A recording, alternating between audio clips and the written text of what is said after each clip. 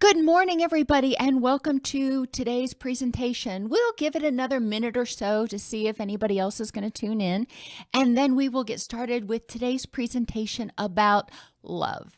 If you remember, in the Integrative Behavioral Health series framework, on Mondays we talk about physiological interventions, Tuesdays affective or emotional interventions, Wednesdays are cognitive interventions, Thursdays environmental, and Fridays focus on relationships. So today, being Tuesday, we're focusing on affective or emotional interventions.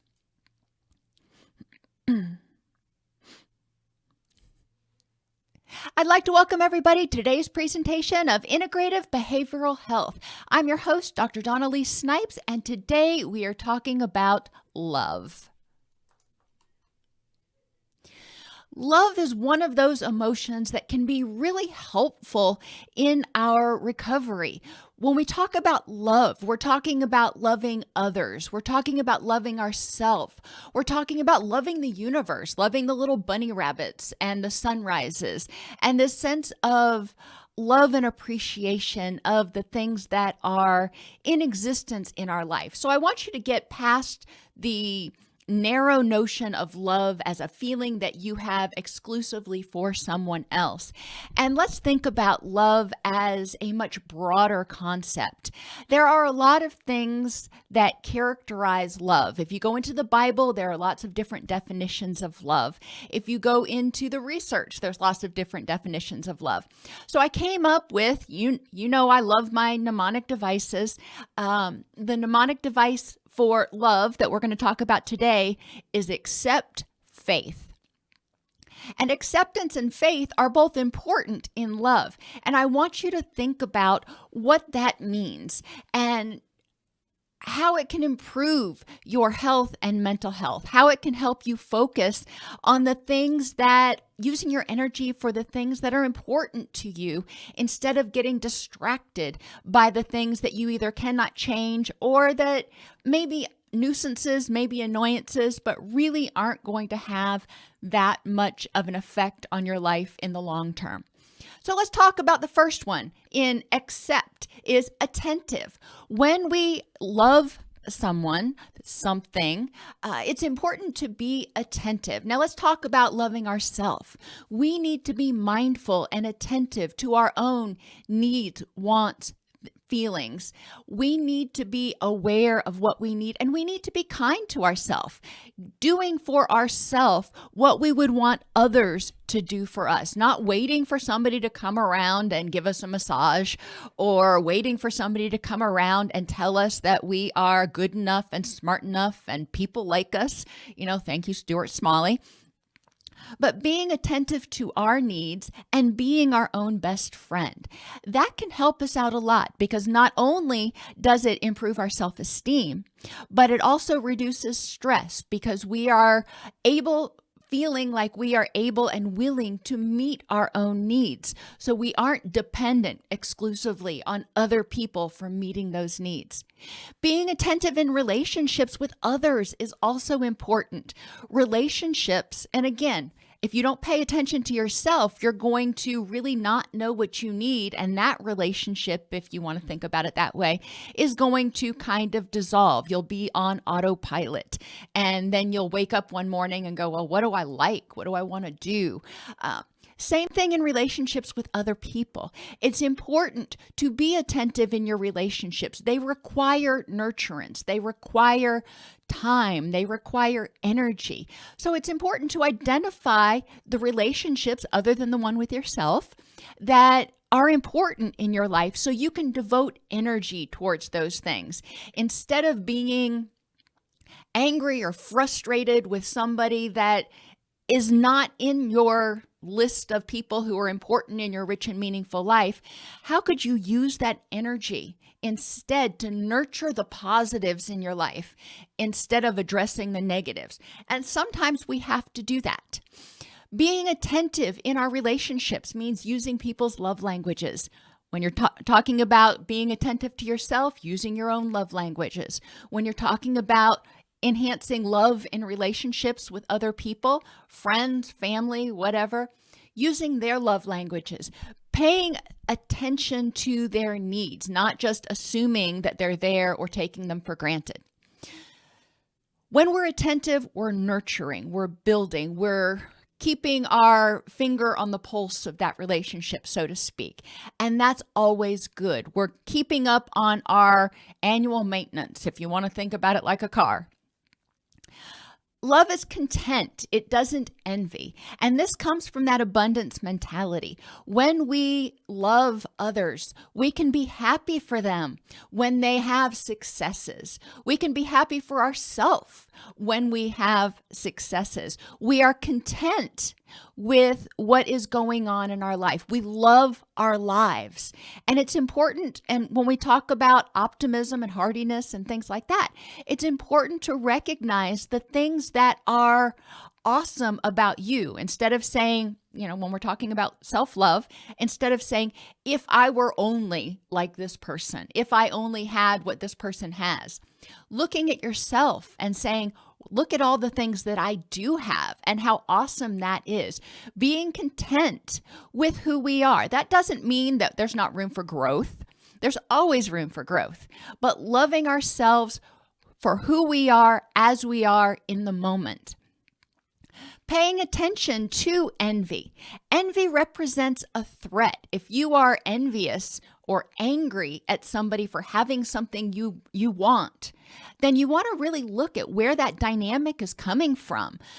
Are you afraid that there is scarcity and you won't have what you need? Are you afraid that if you don't have what they have, that you won't be lovable? Oh, gosh. So it comes back to acceptance, fear of rejection, and lovability. We really want to focus on that concept of envy as a reaction, an anger reaction, or a threat reaction. Love is compassionate. Love is kind. We want to be compassionate and kind to ourselves. You're not going to be on your A game every day. That's okay. You wouldn't expect your child or your best friend or your boss to be on their A game every single day. At least I hope not, because if you are, you're setting unrealistic standards. Being kind to yourself. If you're having a sad day, asking yourself, what does my heart want today? Or if you want to go back to some 60s psychology, what does my inner child want today?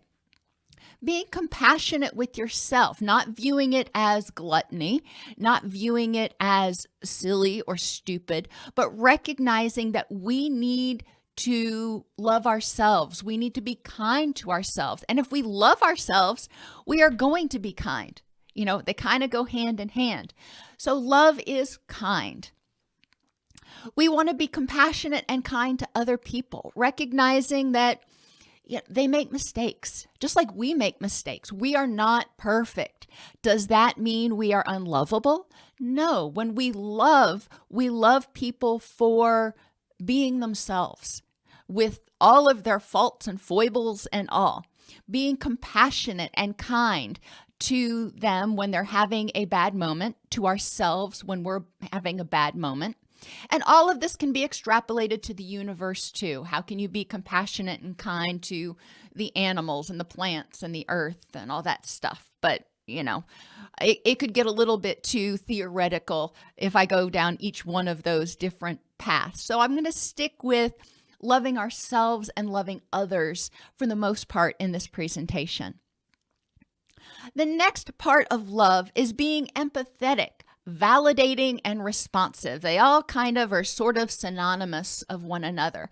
When we're empathetic, we are understanding what that person needs, whether it's ourselves or somebody else. We are acknowledging how they feel. We're not saying it's right or wrong. We're just acknowledging and validating how they feel and saying, it seems like you're really scared or you're angry or you're happy, for goodness sake. Empathy goes a long way to understanding yourself when you're empathetic with yourself and to understanding other people. And along with empathy, once you identify what people are feeling, including yourself, it's important to validate that. All feelings are what they are. They're okay. If I'm angry, all right, accept it non-judgmentally. If I'm happy, all right, accept it non-judgmentally. I am going to validate how I feel as what it is in the moment, a valid feeling. And then I can decide what to do with it from there. If I am empathetic with myself and validating and I recognize that I'm anxious, okay, what is the best response to that in order to be compassionate and attentive to my needs? You see how this is all kind of feeding on itself? Same thing with others. When we are empathic and validating, we accept how they feel is how they feel. We may not agree. We don't have to agree. That's not our job to tell them what is right and what is wrong. Our job is to say, okay, I sense that you are feeling anxious. Now, what can I do to be of service? How can I be helpful to you? When we're working with little children, obviously responsiveness, we may ask how we can help, but a lot of times with really young children, responsiveness comes in the form of modeling, helping them figure out how to deal with that powerful emotion that they're feeling, walking them through breathing exercises or, talking or needing a hug or whatever it is. The next thing is patience. When we are loving to others, when you are giving love to others, think about being loving with a child. We tend to be patient. We do want to recognize that nobody's perfect. And that goes back to some of the other things that we've talked about. Love means accepting a person, accepting a thing for as it is, recognizing that it's not always going to be perfect, recognizing that sometimes it's going to take it a little bit longer or take them a little bit longer to do something that we want, to understand something that we want. But patience is, as they say, a virtue. And it's one of those that I struggle with a lot of the time. But recognizing that patience is important in love. Not everything happens on our schedule. That would mean that the world revolved around us. So being loving means being patient with the world, with the universe, with others, and ourselves. When you wake up and you have a grumpy morning, and you look back and you're like, oh my gosh, and you start criticizing yourself. Being patient with yourself is really important, recognizing that you're trying to embrace a new lifestyle, a lifestyle of hope and faith and happiness and love. It's not going to happen overnight. Recognizing progress, not perfection. So along with patience, we can talk about progress, not perfection. So you got 3 P's there. And love is trusting.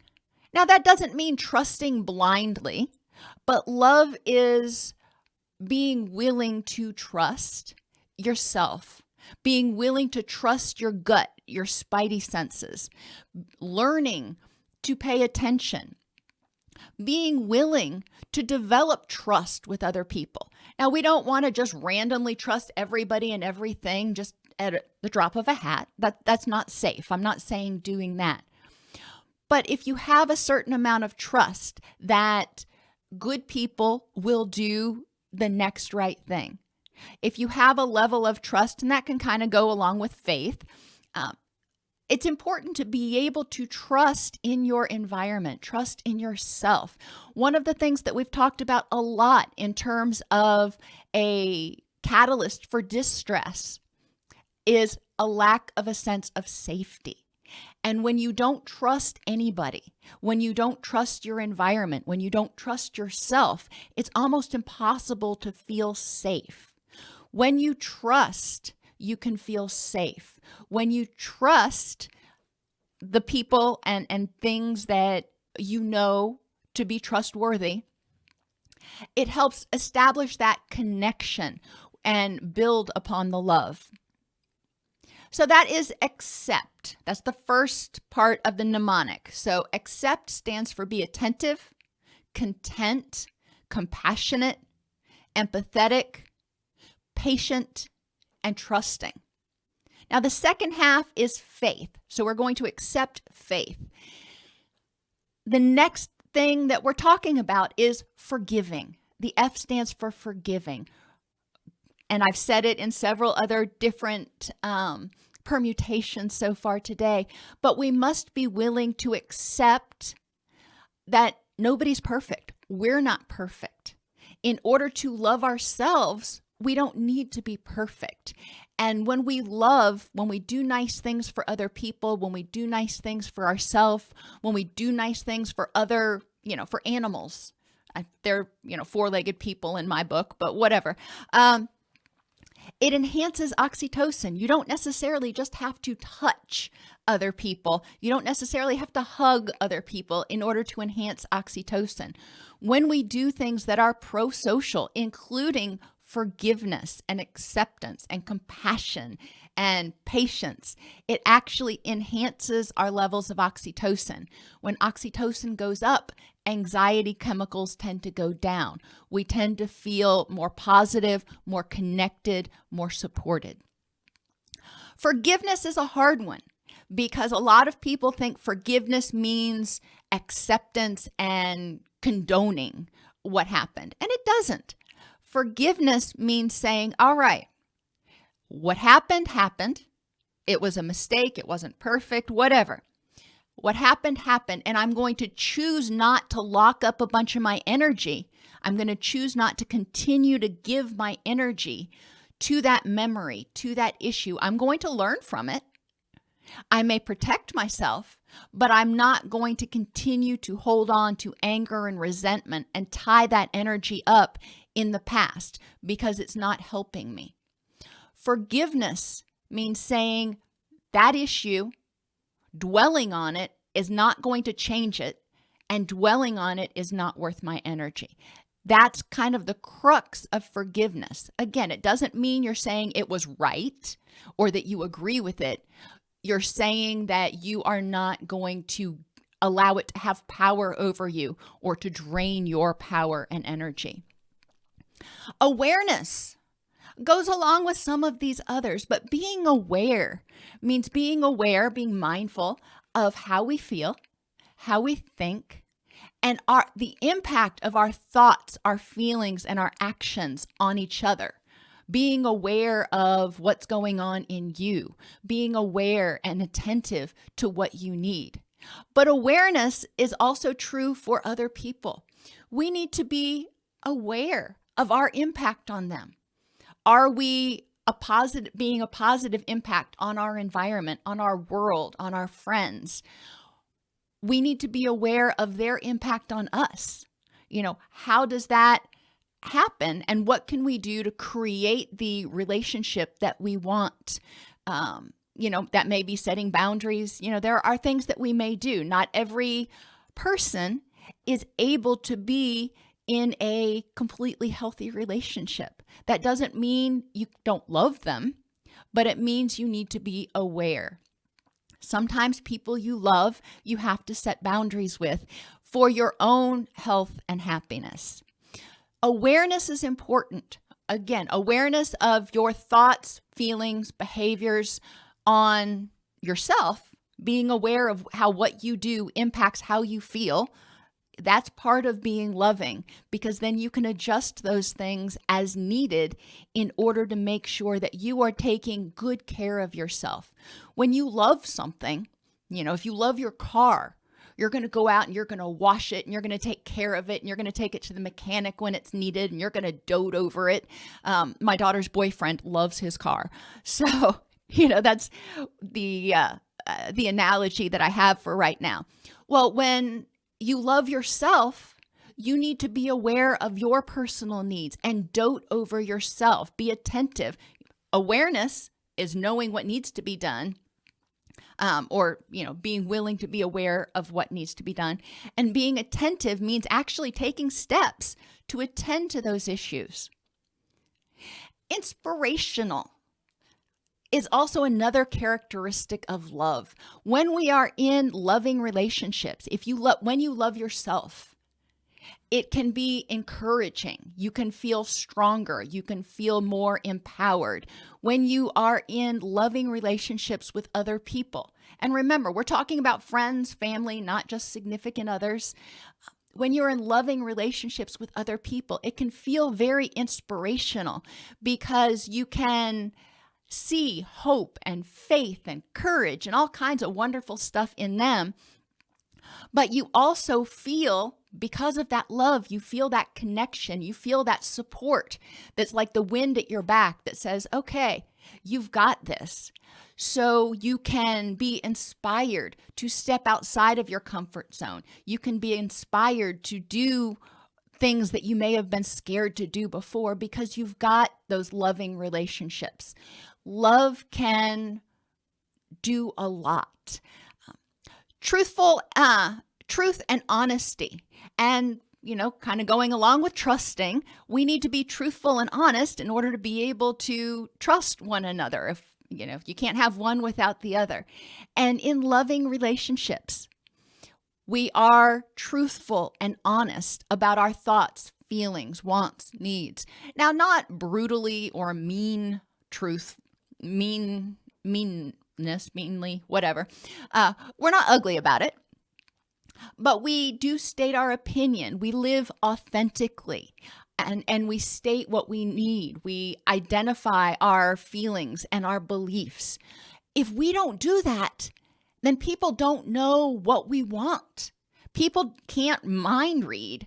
So then when they do something and we get mad, they don't understand why. So that inhibits that trust. When we are truthful, honest, authentic, then people understand who we are, what we stand for, what we want, need, think, feel, all that happy stuff. And it's easier to build an authentic relationship built on reality. So when we can build that relationship, when we can see the bricks that we're using to build that relationship, house, whatever you want to call it, it's easier to trust what's going on. We're not assuming, we're not hoping that something happens, but we're not sure. Being honest, putting all your cards on the table. I'm using all kinds of analogies today, but whatever. So being truthful and honest with yourself about what you need, living authentically, is the first step. Being truthful and honest with others is also essential to happiness. Being nice, and I've talked before about the word think. When we're talking about truth and honesty, not everything needs to be said. So when you are communicating with others, think. Ask yourself, is it truthful? Is it helpful? Is it inspirational? Is it necessary? And are you saying it in a way that is kind?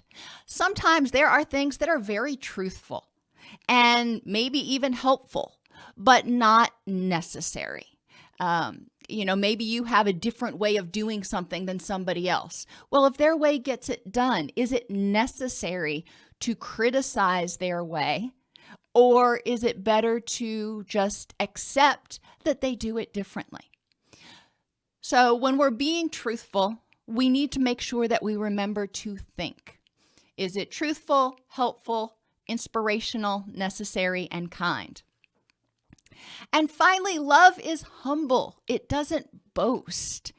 When we love other people, when we love ourselves, we recognize our contributions. We recognize what we're able to do, but we also recognize that a lot of times, most of the time, matter of fact, it isn't all us. Other people contributed. So when we love, we give credit where credit is due. We don't boast and say, oh, that was all me. We give credit to the team.